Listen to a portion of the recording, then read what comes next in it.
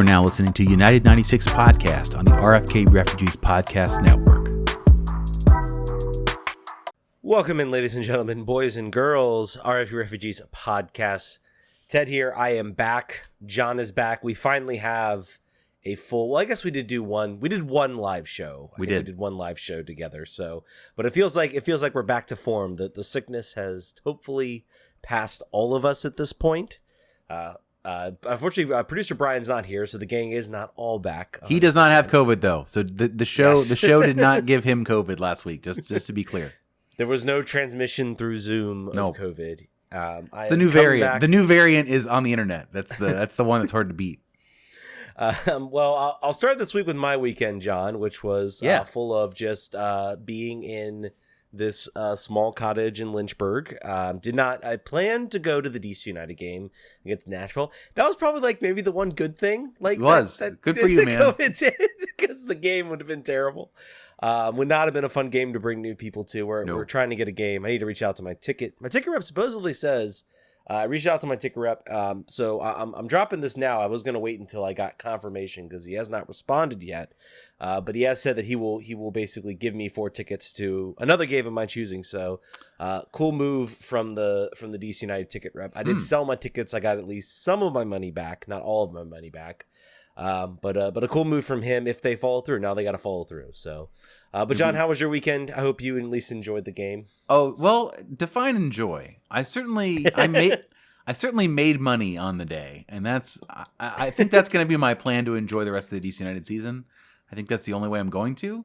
But no, I was, I have, as eagle eye listeners of the show will know, I have had COVID and I've had other stuff going on where I haven't really left the house in a month and a week. So it was nice to get out in the world and see people and realize that there's a sun, even though it is hot, which was another thing you got to escape on Saturday. It was pretty molten hot.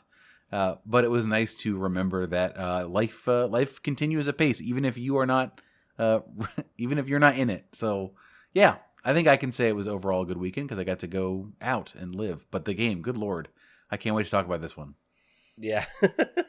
It's going to be fun. But before we get into the game, we do have some other news. I just wanted to drop that it does feel a little weird focusing on soccer right now with quite frankly everything that has been going on that is both terrible, awful, and bad.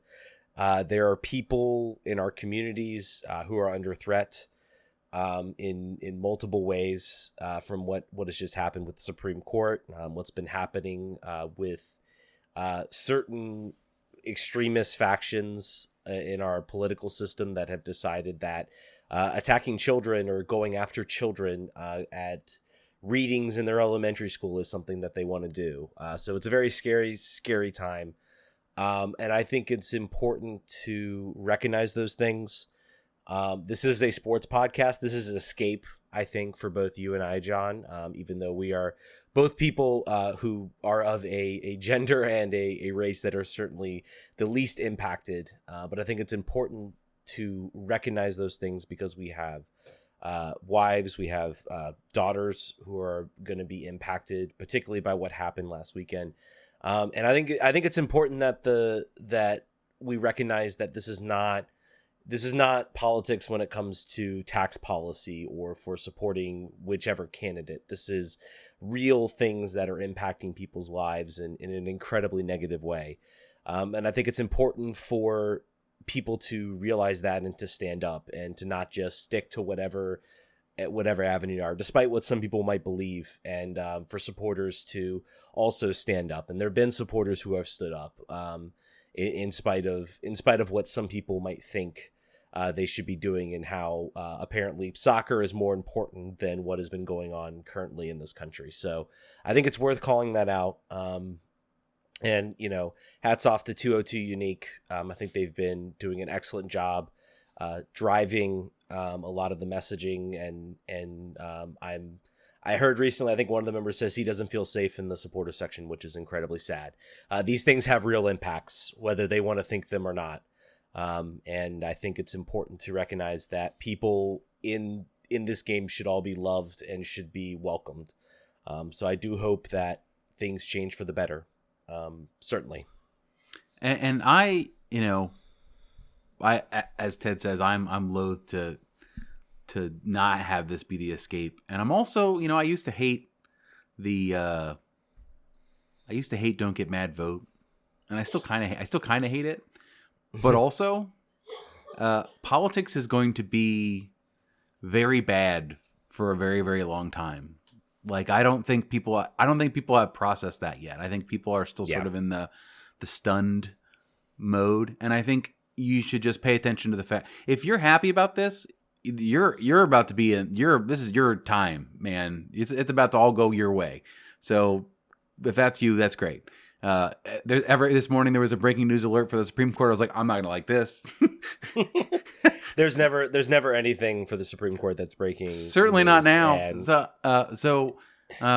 But as a person who has, and that's as far as I'm going to go with it, as a person who has at times been very frustrated with electoral politics and want to leave it behind, and as a person also who at the same time has voted in every single election every time since he's been 18 for dog catcher, for the primary for dog catcher, I'm voting. That's what I do. I would get and understand people's, rather desire to burn it down or rather desire to do other stuff. And that's fine. You should do all those other things. But I cannot tell you how much more important it is now to vote in local elections, because the devolution of politics to the local level is what this Supreme Court is clearly, that's seemingly what they want to intend. And one side has really neglected state and local politics for the last, and Ted would know, he's worked in it, but for quite some time, for I would say probably 2 decades, and you can see the change in the way things have gone. It matters a whole bunch. So if you're mad about the last week, and once you get past the stage of sort of shell shock, that is really where it would pay dividends to focus your energy. It's productive energy. That's all. Just I don't want to be the guy. It's a meme right now to say, go vote. Don't give $5 to Nancy Pelosi. She doesn't need it. Yeah. But do find out who your local people are running and what they're about. And if there isn't someone that's about what you're about, then you can run. The bar is pretty low for local elections. That's all I'll say. Yeah. As someone who did work in local, this is the last thing I'm going to say about this. Someone who did work in local politics, I know that it's like literally one of the only like maybe non-justifiable things. I understand people that want to burn it down. That's one of the more like justifiable things that you sure. And you got to do it, and it stinks. You wish there was another. You certainly do wish there was another option, and I wish there was more of a choice than some of what I will be faced with voting for in November. But it's sad. Sometimes you get a bargain, right, Ted? Like sometimes you don't get what you want. Think about being a DC United fan. So it's sort of like the 2-party system. Like you can give up, or you can at least stay engaged and hope that maybe you'll get to where you want someday. Yeah, and you just hope, and what soccer surely doesn't matter that. But let's get back into talking a little bit. In the show notes, we'll say if you don't want to hear politics, start with us at the 9-minute mark. 9-minute mark. There we go. But yeah, let's start talking DC. Let's start before we get into the bad, as always, which is always the game lately. Let's talk about some of the good things that happened. First and foremost, DC United officially is getting the 2023 All Star game. Hey. A couple news and notes about that. We don't know the opponent. We do know it'll be happening. I am, for one, pretty excited about that. I'm definitely going to. I will say as long as tickets, I mean, they might get really expensive. Yeah, they're going to get. It's going. Yeah, they're going to get expensive. I'm hopeful like MLS is still in that kind of market where it's like, maybe it's like $100 for like a supporter seat ticket, but like that's like around with the prices. I mean, for me, am I asking like for the experience of going, for experiencing things like I would probably go for the weekend. I would want to see the skills competition. I would want to see the like. There's tons of events I'm sure they're going to have out there. I'm excited about this. That was, I think, RJ Olson's question.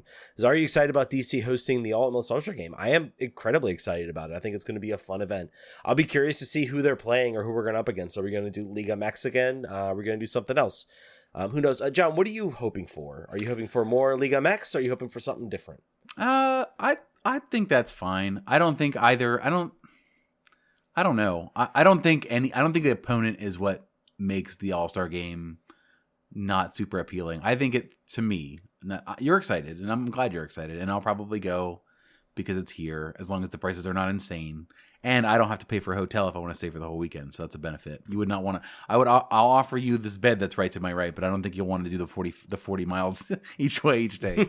I don't think it's the opponent. I think it's just soccer is a game that it's so team focused that you want a whole bunch more time to create some cohesiveness around the team. Like individual playmaking is one thing, but I feel like you don't get a good showcase. Baseball works because it's pretty individualized. Basketball works in the first half because it's basically just like they just let people score, and it's like score the best, however way you want, and then the last quarter we'll play defense. So that's always been the struggle, right? That's for me. That's the games are not super visually pleasing, and then two, I wonder. Do you know, is there a requirement like in other sports that the host team gets a player, like a default player, like maybe commissioner's choice? I think usually there is a commissioner's choice. I think I know Freddie Adu was once the commissioner's choice for the league. I mean, I imagine if DC is left off the ballot, there will be a push to have a Taxi Funtas or a Jillian Gressel. Those are the only two players at this point I could see going to the All-Star game based on the squad, but... Telling Taxi he is playing in this game will be, I mean, it'll be interesting. Like, at least he'll get a year to like see that it exists and be like, what's happening? What do we do here? So he has to know it exists. I mean, maybe not. How much do you imagine that the Greek national team players who play in Austria get to like get the nitty gritty of the MLS Midsummer Classic? I don't know. Anyway, I mean, it's fine. It's good. I'm glad. I wish it were. And I know that it won't be. They already actually said it won't be. It would be very cool if it was thrown in with a season ticket holder, even at like a discount. I understand that it's not a DC United game. All these things I get. I also didn't want the tickets to the weird Capital Classic. Like, keep all those. Like, can I throw those to you in a bucket of I don't care, and then you give me back one All-Star game ticket? That would be cool. But that's just picking nits. Not a huge deal. It's if DC had a 30,000-40,000 seat stadium, I would say that would increase the likelihood that it would be included because of the size of DC stadium and the need, I guess, for them to maximize the profit. And I know a lot of people hate that. It is what it is. It is a business at the end of the day. So I would understand it if I was a season ticket holder, and I would still try to look to go. I am getting a tin though, Ted. So they're sending me a tin. Oh, there you go. There is a gift, and it is a tin, so I'm very excited for my tin. At least it is a season ticket gift. I'd heard about that, so that's very good for those people. My hope for the opponent. See, I would here's a crazy idea, and I don't know how much I want to. Everybody's talking about like an NWSL All Star game. Mm-hmm. What if they did MLS and NWSL All Stars, and then they split them up into like you play co-ed teams. Yep. And then like you get to draft and you have to have a certain number of like that to me would be cool. I understand there'd be a lot of people that might be, think, well, the NWSL should have their own All-Star game. That's true. But that would be that I would watch. That would be fun and unique. Like watching Trinity Rodman. Yeah, I've seen that as like a charity game. They've done a lot of co-ed charity games in the last couple seasons. I think that would be really cool. And then it really Ted, I think that's a good idea. We should put that out in the world. I like that. Yeah. I'm sure once we put it on Twitter, we will be told why it's horrible. I mean, I think it could be a fun, enjoyable like game to watch. I don't think it'll happen. I think we'll probably see. My guess is we're going to see Liga MX All Stars again. One thing I think that would be cool to add is to do that and then do a draft format with that. I think that would be fun. I think it would help. Maybe learn some of the players. Maybe you pick like a captain, sort of like how the NHL does it. I think that would be fun. Just kind of mixing it up a bit. I think with the All-Star game, a lot of people, I think, try to derive seriousness out of it. They try to derive, like, I need to have something out of this. Where are my stakes? Sometimes things can just be fun, enjoyable. Like the skills competition is incredible amounts of fun to watch. That's like the most fun thing to watch of the whole All-Star game. Has there been... I think it's probably going to be one of the wish we had a researcher on staff here. Do you know of any injuries that have happened in MLS All Star games? Do you remember? Now, there are very high-profile ones in the MLB All Star game, notably where Pete Rose ended a catcher's career in an All Star game. But I don't believe, because that is my concern. And that used to be sort of like the DC United fan base. Like, I don't want to vote for DC United players in a midweek game. But by the way, from a scheduling perspective, could they not shut the league down for an entire calendar week where they have no games the weekend before, no games the weekend after? Like, they could do that, and then you take away that concern completely. But I don't know if they're gonna. Yeah, well, I mean, here they got the Leagues Cup coming in the middle of August, so who knows if they could do that. I will say, like, the amount of, like, there's so many subs. Players are out there 20, 30 minutes. They're not playing, even in some of those friendly, certainly the players who are on the, European teams that come out of here don't want to get injured or hurt. So I think it's a relatively, in my opinion. Yes, there has been one. I'm sorry, I Googled very quickly. Jameson Olave, Greg Garza, fans were injured because of fireworks. So there's apparently quite a few. But anyway, I think it's an incredibly weird thing. I remember there was one time I think Ben Olsen left. I think it was, I want to say it was some Vancouver defender out there too long, because I think maybe there was an injury and he had to leave him out there, and he's like, yeah, they're not gonna be too happy with that. I only told him I play him like a half, and I ended up playing him the full game. Do you remember Jameson Olave? Yeah, I do. He was a big dude. He reminds me of, you remember Alex from Chelsea was another center back defender that was just like a mountain of a bald man. And I remember Olave. Let's talk about DC United. So I don't think it's in the notes. We can confirm too that Edison Flores is no longer a DC United player. Yes. And in fact, go ahead. You could say it. You can tell them what's happened this week. Oh, he missed the penalty, and I guess it's like the Cup of Champ. I don't know. It's like between Cruz Azul and Atlas. Not a like serious competition. More of a Community Shield type of game. But I will tell you that Romelu Lukaku's first Chelsea stint began to fall apart when he missed a penalty in the Community Shield. So not for nothing, it's happened before. Things can happen, but just bad vibes for Edison. Unfortunately, that was the first impression he gets to make on the home fans. But he's gone. The DP spot is open. We have one DP on the roster. His name is Taxi Fontas, and he is not very smiley this weekend, but justifiably so. But we replace him in a way with a player. Yeah, Martin Rodriguez, which you guys talked about a little bit last week, so I won't. But that move was now made official. That was not gone away from a medical issue or something, or who knows, a contract issue. Who knows what happened, honestly, with the whole. I do think, I don't know. Well, we won't talk about Sonny Kittle and that whole thing. You guys already went into it. I think maybe it's worth talking a little bit about. But let's talk. Martin Rodriguez has signed. They apparently did beat out one of the biggest sides in Chile, wanted to sign him and wanted to bring him back, and apparently DC beat him out. So I think that is maybe a little bit significant. Colo Colo are a big side in Chile. Mm-hmm. Chile's a big soccering town, so the fact that MLS kind of beats these types of teams out probably wouldn't have happened 10 years ago. So he won't start playing until July. When the window opens. We mixed sort of reviews. They say he's, got some skill dribbling on the ball, progression. He's able to move the ball up, but he does have some sort of end product crosses. Issues. Yeah, end product issues. I will say I'm a little bit encouraged with some of what I've seen, and I think that if he plays the role of just honestly just giving us some sort of person who can dribble, because that's what DC's and we'll get into it when we talk about the game. That's what DC's lacking in droves, is just somebody who's able just to take some guys on. And when you have somebody who can at least do that type of thing, or at least attempt that type of thing, sometimes you have success. And we'll get into that in a minute. But any sort of changes, you've had kind of a week, maybe you've seen some more videos, some more analysis of Martin Rodriguez, any changes about him? We should correct something on the show. He did play for a first division Turkey side that got relegated. That became a second division circuit. He also, if you look at FootMob, for whatever that's worth, for some people it's something, and for some people it's not, he was like their joint best player. So on a relegated team, he was decent. I think he had like a 7.1 average for the season. So who knows? People talked about his goal production. I'm like, well, yeah, that's like a third of their goals this entire season because they were terrible. Similar to Henry, yeah. Similar to Henry when they were looking at him, where he was scoring goals for a team that didn't score a lot of goals. So, I think it's extremely hard to port over league to league success, and all you can really do is are the recruiters happy with his skill set, and they think it's going to mesh with what we need. We need everything.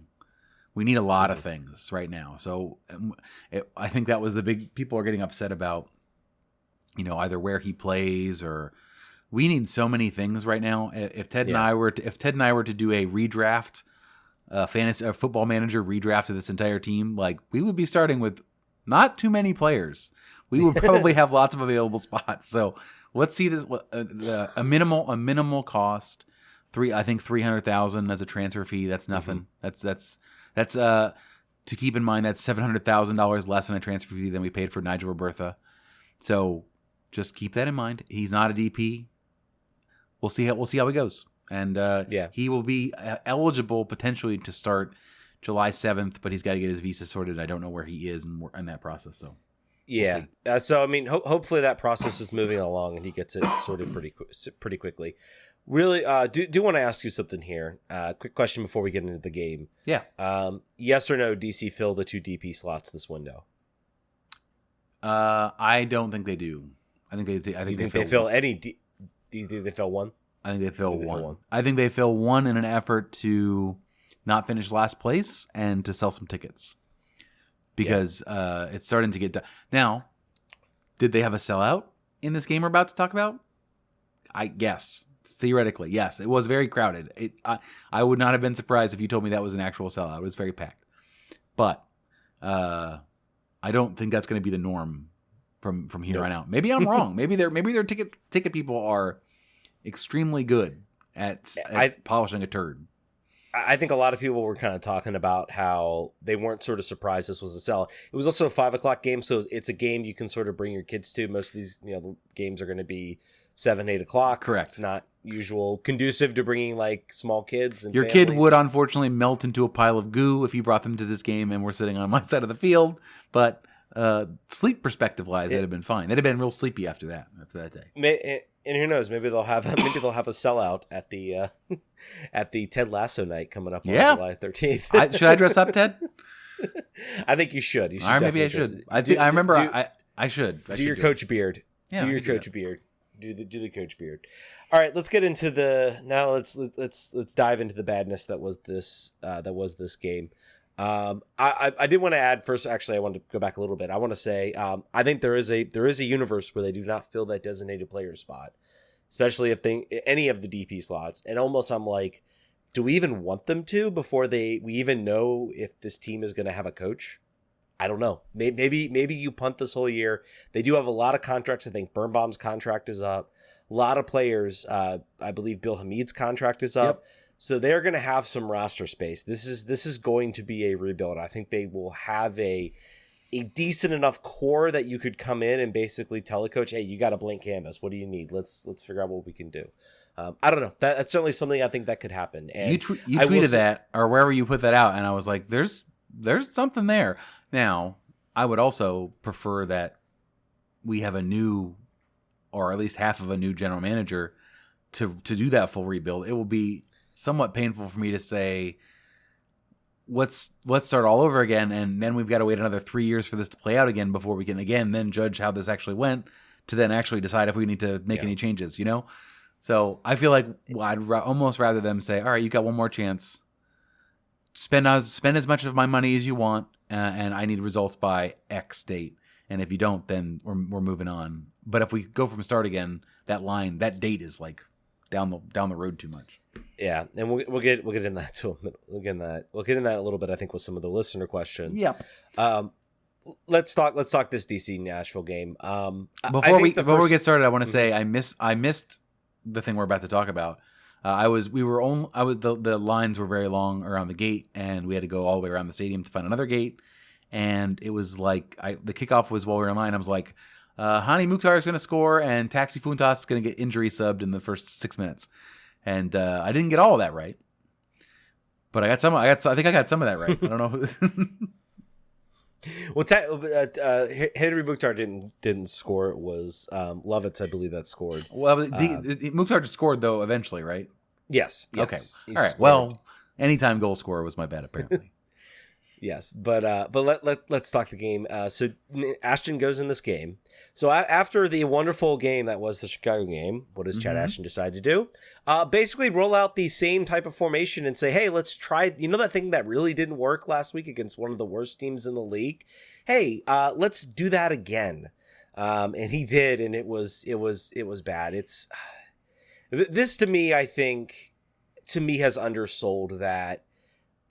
I don't want to say he doesn't know what he's doing, but I think he's trying to do something that is just not what you need to be and not what this team has been built to do.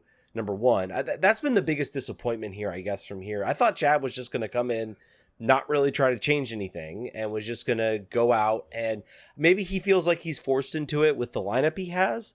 But at this point, man, like, throw out keep the 3-4-3, keep the press, because once he did shift to it, it looked better. It looks certainly better than what it is, and right now that's really all I'm hoping for right now, is just that something at least entertaining and better than what we're seeing.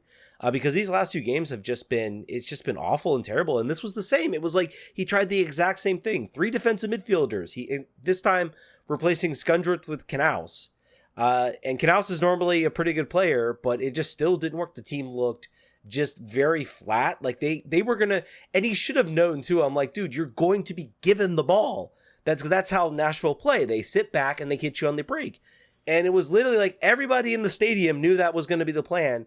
Everybody in the stadium knew that wasn't going to work except for Chad Ashton. I have to think. I mean, this was a baffling lineup choice. Absolutely baffling. He is bereft of midfield attacking players on his bench aside from Jackson Hopkins. Was he available or was he already on international duty at that time? He's over with the U20s right now. Yeah. He's a replacement for Obel, I think, Vargas, who got injured. So he's over in El Salvador right now. So that's the only thing I would say. I hate to make excuses for these lineup choices. I am tired of the formation as well. But that is one thing I was thinking of. 3 defensive midfielders in any configuration is not what you want to do. You're not going against Nashville. Is not the world beater. They're not LAFC. They're not scoring 1 million goals a game. So it's not like you've got to just turtle shell to protect yourself to not get completely annihilated. And that happened anyway, regardless of your defensive setup. Yeah, it was just again, it was like watching this team pass the ball around, move it around, and then they try to make a move and they run out of ideas, and then the ball gets picked off, and then it's Nashville going on the break, and then Nashville gets some sustained possession in the counter, and then really they get peppered by. Now you can see the goal coming. I mean, I think the goal came really early in the game. Let's talk about the goal. I actually thought it came off a set piece. It did not come off, I think, directly a set piece. I guess the one positive here is I don't think there were any set piece goals that DC gave up this year. So this game, so positive on that front, I guess. But it's a ball over the top. Gressel and Birnbaum are for some reason going for it at the same time. I mean, it's really just like the same like comedy of errors we've seen from this team defensively, which is why I'm like, why are you even bothering with the defensive lineup? Like the best defense right now is for DC to somehow develop an offense at this point. That's literally the best shot we have at anything at this point, because this team is not gonna put up like a shutout against any team at this point. And I mean, but it was really just it. Like, I don't want to blame, I guess, Gressel too much. I thought Birnbaum he had his worst game in my mind. I thought he was second goal. We'll get to that in a minute. But I mean, again, it was just a comedy of errors. Ball falls to Lovitz. Romo gets beat near post. You can't do that. I think I looked at like the expected goals of that was like 0.05 on that shot. So that's just bad. Terrible. Yeah. Anything you want to add to that goal, or is it just... Nope, I don't. I think, and the best chance for DC United is been described by 1 million people, apparently, as it was being so visually comical about screwing himself into the ground. I think is the phrase that everyone uses for this. Yeah. So I mean, and I'm trying to remember when that. I think that did happen. That happened when they were down 1-0, I believe. Yep, it did, because I didn't see it. It was Andy Dahar basically getting as close as you can to developing something. Does some nice moves, gets some nice quick 1-2 passing, I think with Funtas or somebody on the field, has an opportunity where he could potentially slide the goal. But right now with how the season is going, what does he do? Of course he whiffs at it and falls to the ground. And that was almost just like a perfect summation of DC United's season at this point. It's just like there was a lot of hope and a lot of chances, and it just kind of all just falls apart. And then I think I'm not sure when the second goal came close to the end of and I think that was the real. I think if they go into halftime, they make their adjustments, maybe we see a different result. But it was Hani Mukhtar. I believe Taxi Funtas gets dispossessed. Again, he's trying to go back, trying to make something happen because right now there's nothing happening in the midfield. So I can't say I really blame him all that much in that moment, but makes a kind of a bad touch. I think it's stolen by Mukhtar. Mukhtar sort of plays it to McCarty. McCarty maybe makes a couple of the passes, runs in between then, but runs down the field, lays the ball off to Mukhtar, who's wide open. Not much Romo can do about that. Bad defensive breakdown. I thought Birnbaum in particular looked really lost. Personally, you want to talk about a defender who actually I think had played decently in this game and actually made some pretty big tackles was Brendan Hines-Ike. Oh. I would say Brendan Hines-Ike. Brendan Hines-Ike made a couple really nice tackles. First half. We'll get to Donovan Pines maybe in the second half. I in the stands I said I can't believe Dax McCarty is celebrating against his former team like that. No class. Well, I don't think he fondly remembers his. No, I thought it was the joke. That's the joke. Yes, but do you not think at that point? At that point, the game is. At that point, the game is over. Yep. Basically, Chad tries to try to get this team back. He subs in Nigel Robertha for Safane Jafal. I still am not giving up on Jafal, but I think he's just being misused at this point. I think he works better when he has a defensive anchor and has a little more freedom to go forward. I think this 3 defensive midfielders doesn't really suit his play style, and I think he also needs someone to link up with. He's not a guy who's going to be the creator, and maybe that's what Chad Ashton had in mind. He's certainly the more offensive of the 2 central midfielders, but then there's the third goal. This one's just kind of I don't know how much you can really blame other than just giving Hani Mukhtar a shot, which you never want to do. Deflection over the top, sneaks under the post. This is a ball don't lie goal. This is you deserve pain, and I'm going to give it to you. Yeah. But then suddenly, I will say after that goal, DC came to life. I think there was a sub Donovan Pines in for Julian Gressel, Michael Estrada in for Ola Kamara. Michael Estrada had a better game than Ola Kamara. Certainly holds up the ball well to create the second goal. Leaves it off for your boy, your boy Nigel Robertha. And this was incredibly frustrating because to me it showed, I'm like, look, Chad, we're bad, buddy. You can't just Benny ball this thing through. You need to get this team to figure out some way to get forward. We're not gonna win games, but we can at least look a little better when trying. And I think honestly, you'd play yourself into a better job. Excuse me. By just, going direct. They finally go direct. They generate probably their best chance they've generated in literally probably the last 4 or 5 games.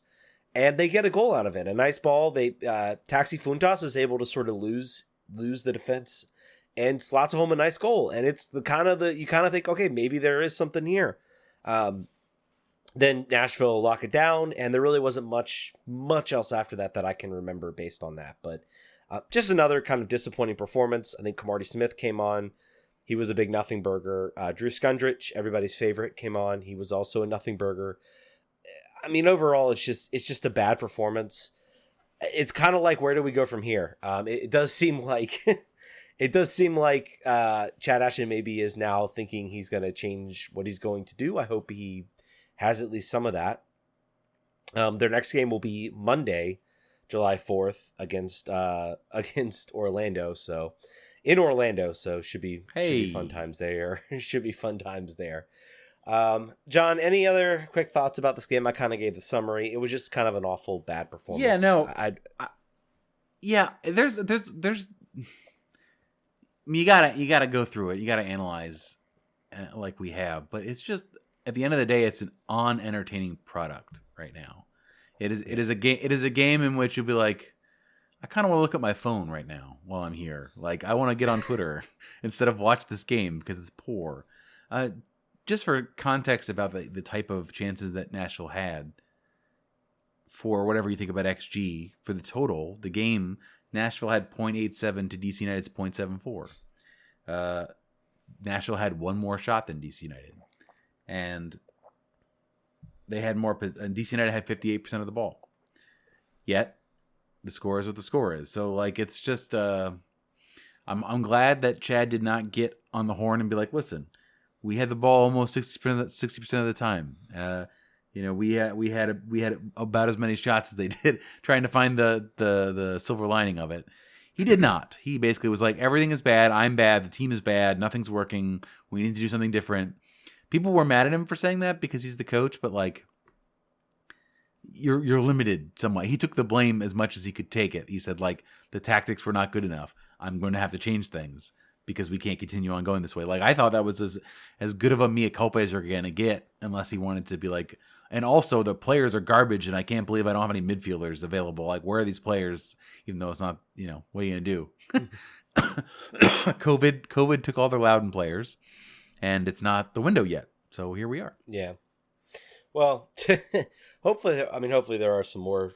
I think you need to bring in some more players. Bodies. On the field. Even just bodies at this point.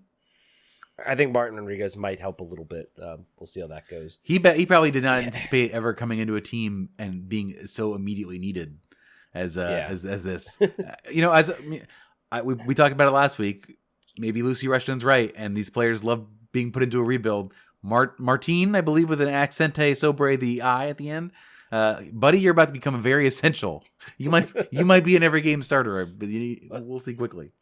To defend Lucy, I think she was trying to say, look, when you're recruiting players and you're saying, look, you're an incredibly talented player, and right now we need you here because you're going to be the most important player, is going to be a part of this thing we're building for the next 3 years, and we're going, all of that. I think there are some players who would find that attractive. Is like, hey, I'm not coming in and I'm gonna have to fight for my spot between like the 3 other center attacking midfielders they bought this window. Like, I'm literally the guy. So I think if you're a talented player coming into DC United, you're the guy. Like, it is implied that you were the guy. I think the challenge is, hey, you're coming in. We don't have our coach yet. We have no idea who that is yet. They could have an entirely different style of play. We would like it to be around you, but no promises. Come and see us. I think it depends. I think it depends on what age you are. I think if you're in your 30s, yeah, that's probably not very attractive. Like, no, I'll just go continue. Give me a team that's ready to rock and roll, and I'm maybe like the sort of last piece. But if you're a guy who's like 23, 24, 25, 26, you're looking at maybe the prime of your career. You're looking for something that could be big. So I think the team have to find a new coach. I think this is. People talk about like, oh, they're expecting Chad to be here. I think at this point, I don't know how you can justify Chad Ashton right now as a coach. No chance. Like, no chance. I will become the Joker if Chad Ashton gets the full-time job. Prepare for me to be the in real life version of the worst person on Twitter about this team. That's what's going to happen if Chad Ashton keeps the job and this team is not magically somehow 5th in the East or 4th in the East somehow at the end of this. Go ahead. No, you go first. I wanted to say about the game one last thing that's kind of funny. I don't know if you noticed, before the game, DC United sends out a tweet in Spanish to La Banda talking about sort of how much they value them. And then the specifics are unclear. I reached out for comment for the team as well to get sort of their side of the perspective, because all we have are basically, even people who are very involved with Labonda don't actually know exactly what happened. But what I will say, caveating all of these things, there were vertical banners that are sort of running the length of the Chico stand, and they were there ahead of time. They were there at the beginning of the game. They were there before the beginning of the game, and around the 40th minute, they go and tell Labonda that these are not okay. These need to come down right now. We got to get rid of these. And Labonda said, "Goodbye, F you. Like, we're just doing our thing here." And according to some people who were there, were saying that like security was really rough with some of the members there as they were trying to get them to leave. They leave. Halftime happens. This is the best part. I got my seatmate Trey took a picture of this. So there's a giant hole in the supporter section right in the middle. There's the literal heart was removed from the Chico stand, and above them on the video board is "Thank you, Labonda. We're honoring fans of the game. Labonda does to go." And there's just no one there. And theoretically, what happened was they realized that was a problem, and they didn't mean to actually have that happen. On Twitter, the comment is that they the team tried to get them to come back, and they refused. And now all of their away game trips are canceled for the rest of the season until they have a conversation. So talk about a mistake. Talk about some miscommunication on the game day perspective. And, Ted and I are on different Discords and whatnot. And there are elements of this group that are just like, we are tired of this. Like we're putting it, we're doing our best to like give you what you want and we are trying to give what we want to give. And all we get is static. And all we get is this kind of stuff. So wild stuff. The picture was the best. I'm glad that he took that, because it was the metaphor was just too strong and too on the nose and too perfect to have even been scripted. It's really incredible. It's incredible how much this team. What's so like if you could tell the team was like actually like trying to do something to honor a lot of these people who are coming to this game to watch this awful team, this bad team. Yep. And it was like probably like they had this whole script of like, oh, we got the national TV. You could tell, by the way, on the stream, like it was just quiet. Yeah, it was. They probably put the microphones right there. There was just nothing on the broadcast. It was kind of loud at the beginning, and then suddenly it just stopped. And I thought it was just honestly like the crowd was silent. Yeah, the game was silent. And I hope there is. I do hope there is a resolution. I hope somebody out there is like, we need to talk to these people. Who knows if it even work? It'll even work at this point. I think there's a lot that are just like, screw this, I'm done. Right. Like, this is over. Now, say what you will about Hernan. Hernan would be the guy who's saying you need to fix this because he did. That happened last year. Mm-hmm. Anyway, so that ongoing situation. If the team comes back to me with what their version of events, I'll share that on either our next episode or Twitter. I think honestly, in my mind, I wonder if it was an actual team official, or if it was like a security person being overzealous security people saying, "Oh, this has got to come down." Yep. Not going to the team and saying, "Hey, this is a fire hazard." And I would hope some of the team would be like, "Look, it's fine. Like we're not like go stop being." Or if that is the case, if security says that was they radio the team staff and be like, we think this is not okay, we think it's a fire hazard or whatever, we're going to take care of it. The team, they should have said, okay, hold on, don't go do anything yet, let us go talk to them first and let them know what's going on. They can not like it or they can like it, but then at least it's not just the security team that's, because then they could we shouldn't have allowed this before the game, it's not safe, blah blah blah blah. But there's none of that yet, at least as far as we know. Wild stuff. I think it would have been. I'm not seeing. I guess they're like, oh, you're blocking a fire exit. I'm like, it's a banner. Just go under the banner. Like, I really don't get I don't understand the fire. I'm sure there's something more to it. I bet that it's not that, because if DC United cared about fire hazards, there'd be more than one exit off of the upper deck. there would be more than one set of stairs. It's very true.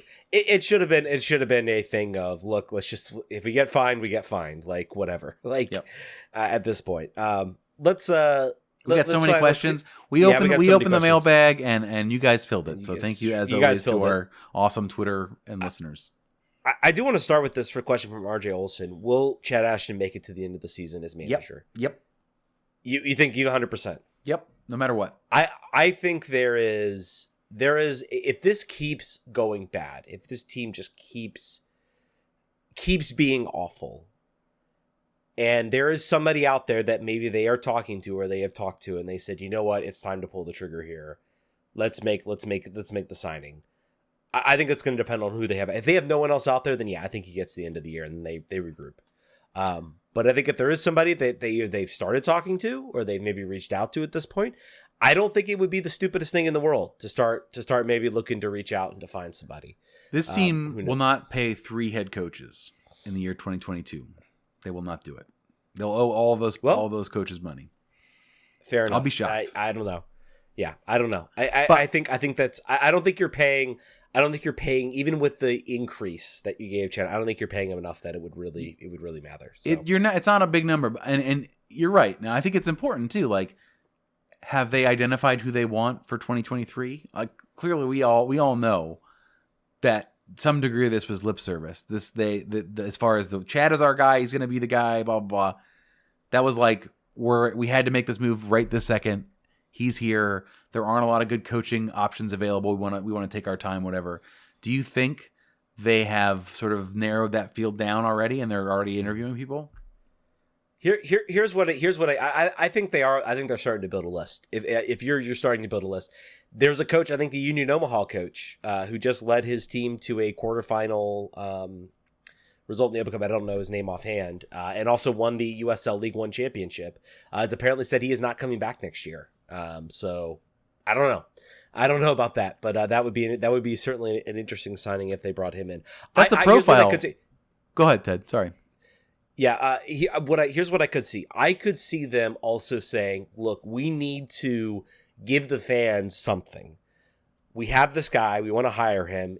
We announce him in September, October when this team is out of the playoffs. That hey, here's the new coach. He's going to be here in the beginning of 2023. I could see something like that happening. I hope we don't get into another situation that we had with Hernan, where it was like literally we headed into the freaking draft without a coaching hire. We had the coaching hire literally the week before. I don't think you want a repeat of that situation. Could be wrong though, but I think they're interviewing. They have to be, in my opinion, they have to be interviewing candidates or starting to look at candidates. I think there is something to that USL League conquering coach as the profile of a coach they'd want. They're not going to want a strong personality that's going to demand things. They've done that. They don't like that.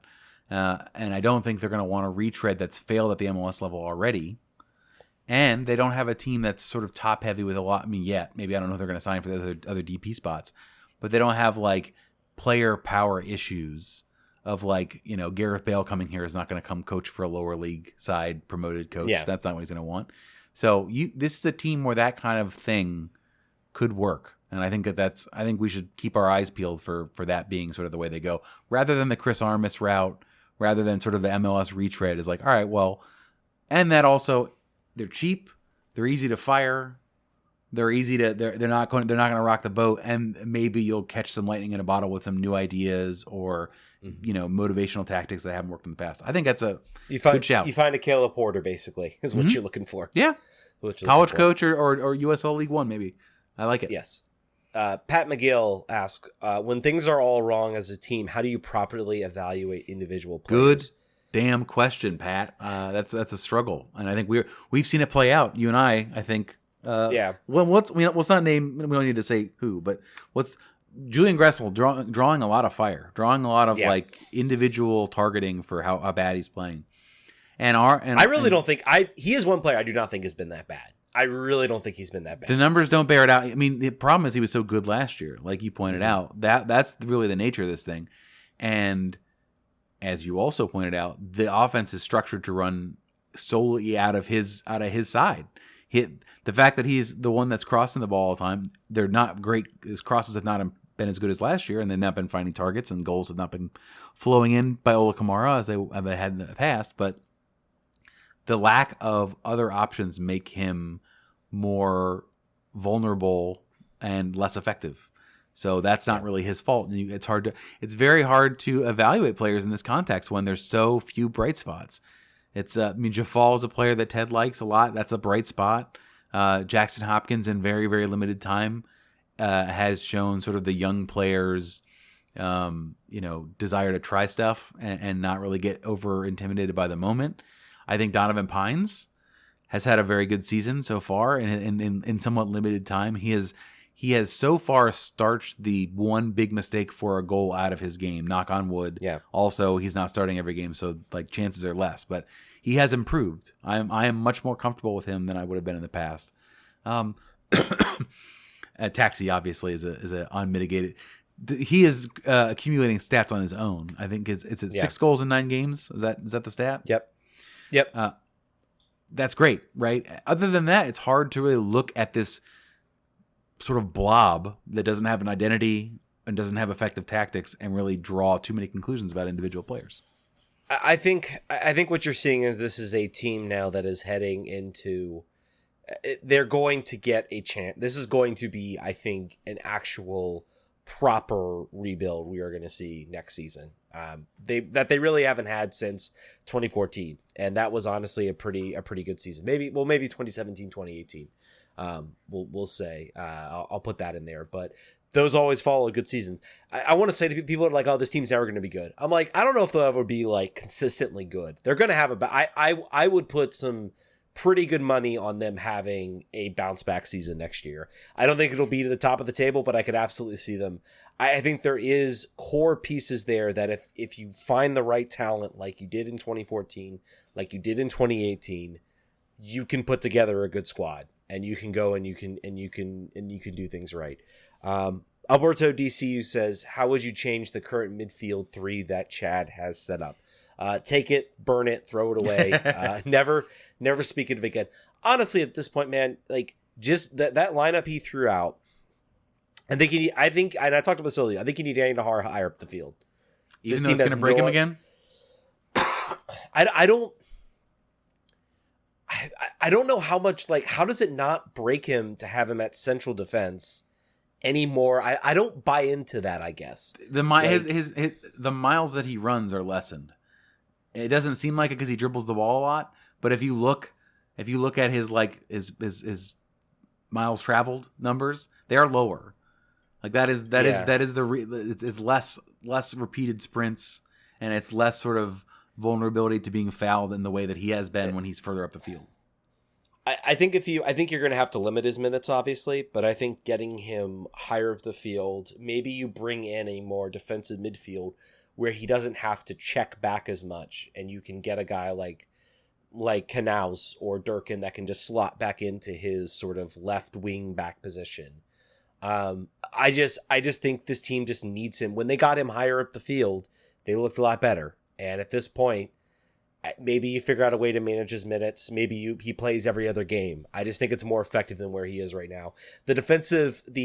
Having him in defensive center defense is not working as well as it used to because quite literally there are very few. He is one of the other very few options this team has. I would set it up as Knaus. This is assuming health, no more COVID and no more national duty. Knaus, Hopkins, and Cudi Pietro. I'd sort of invert it from a standpoint of like what you're hoping to get out of those 3 players. Or if you're going to put Jafal out there, you can't have both Knaus and Durkin. So you got to make your choice there. Those 3 players should not, I think, be on the field at the same time again.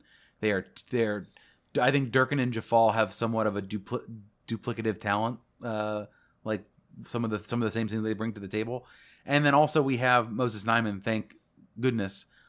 Finally, I believe in full training this week. I don't know if he'll be ready to play yet. He brings a similar skill set to Durkin, though. So for sure, yeah. No, you have a bad shopping list here. You have good players that can't be together. So that they're gonna have to figure that out for sure. Like in the past, you had Knaus and Moreno as a good pairing. They did similar things, but Knaus was able to go more forward because Moreno was never doing that. He was set in his role. That is a big problem from a coaching perspective when everybody's healthy to figure out, like, all right, we've got to really be creative formationally to get these players in. And maybe we just need to get, like you were saying, 3 up front. We got to figure something else out to sort of thin this out, because these players are all young. They all need minutes, aside from Knaus.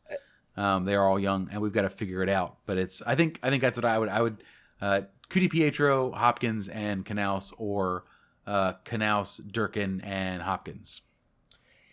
And honestly, based on the fact that the goal came from Nigel Robertha, I think he gets to start. I think my front 3 right now is Taxi, Nigel Robertha, and either Estrada or Kamara. I think you reward the fact that the one good offensive play you came from Estrada, Nigel Robertha, why not? And Taxi.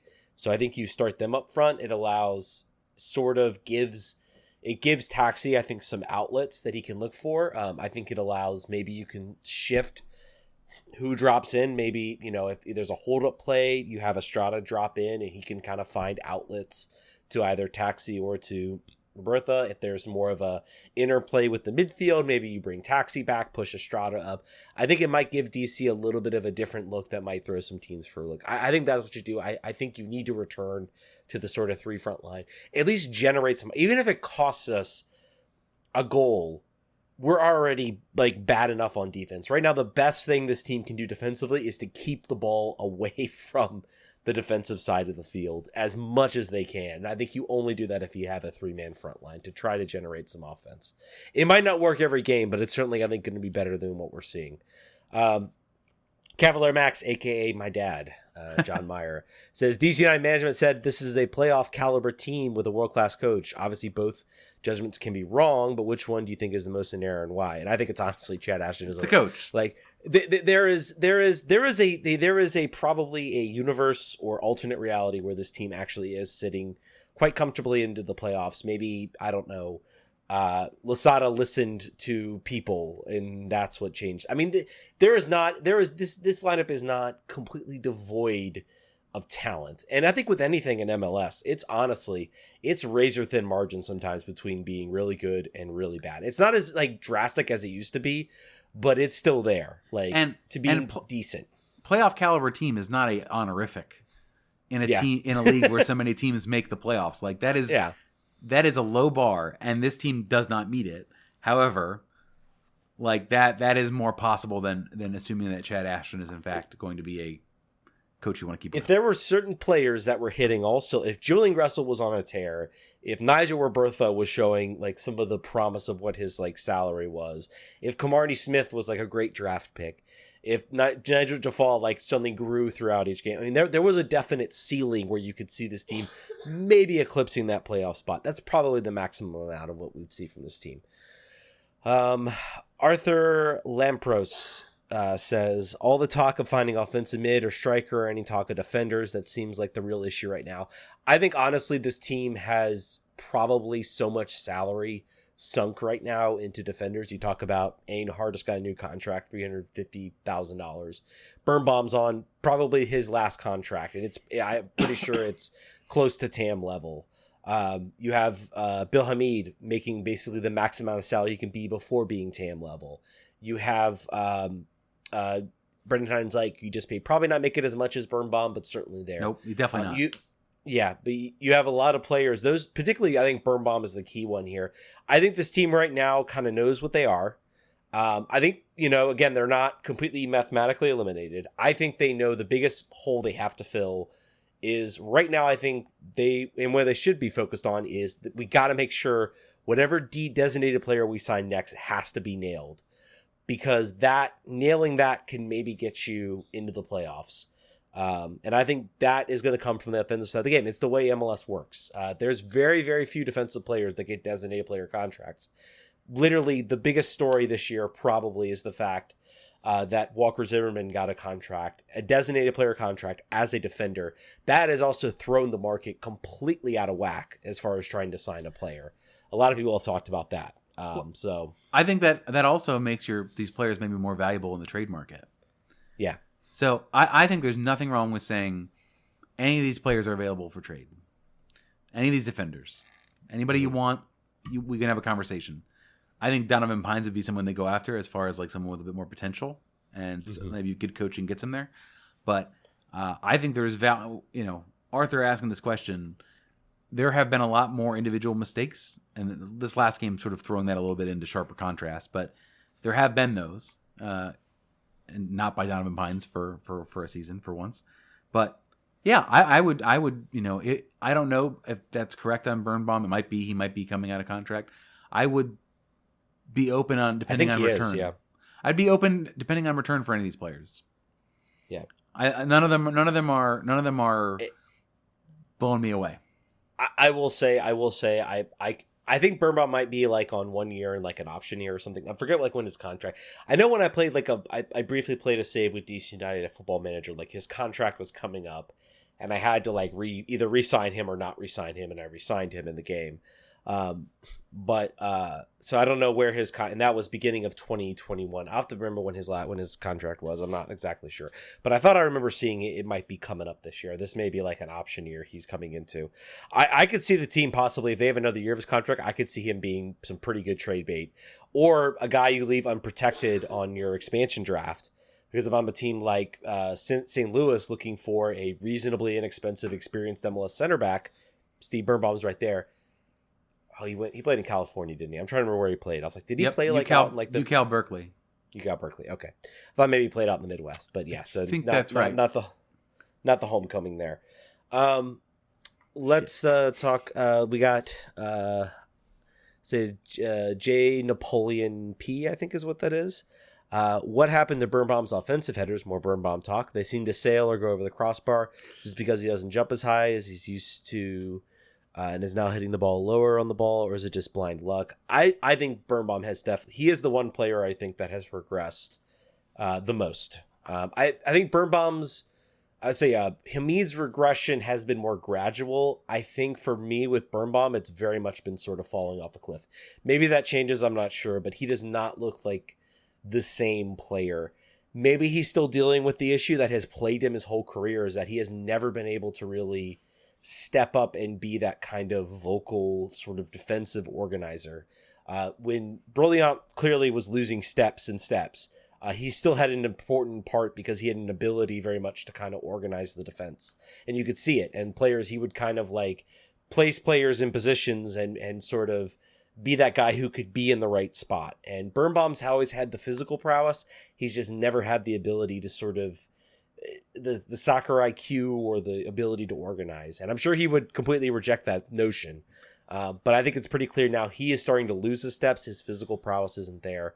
And we're seeing the results in the team, and he just doesn't look good. I think he's been the worst. If I had to highlight the worst offender, I'm circling his name at this point. And folks can probably calm down. He's got 8 goals in his entire career in 173 league matches. And the most he's ever scored in one season was 3, and that was in his 3rd season in 2016.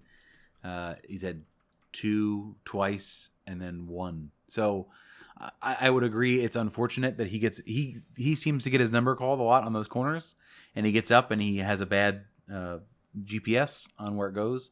I think concussion could be parts of it. I think ankle injuries over time could be part of it.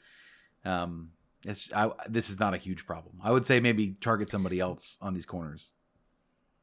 By the way, this is the last year of his contract. He was signed in 2020 to a 3-year contract extension. He will now be at the club until 2023. I would put some good money on him not being around next year. If he wants to make his contract, he's not going to be around. If he wants to make that big number, if he wants to reduce it and stay home where he's been his whole career, I think you do that. That's fine. You make him your new Brillant. Yeah, potentially. I don't know. I think there could also be. I think there would still be a potential market for him. Sure. On say an expansion team that is, flush with general allocation money. I would put some money on him going to St. Louis. I think that would be. You would look at that as a solid pickup. Even if you have some other options, it's sort of like a rotational depth option for him. And I would say he would probably make a lot more money going to those teams than he would, because DC would just be trying to. He'd start for clear St. salary. Louis. He'd start. Yeah. All right. Were there any other questions? Yeah, there's definitely more. I think I went through them all. Pretty sure that's it. Who do you think United's... Did we say who we thought United's best defender was? I think we talked about it a little bit, but yeah, we can talk about it. I mean, I think it's been...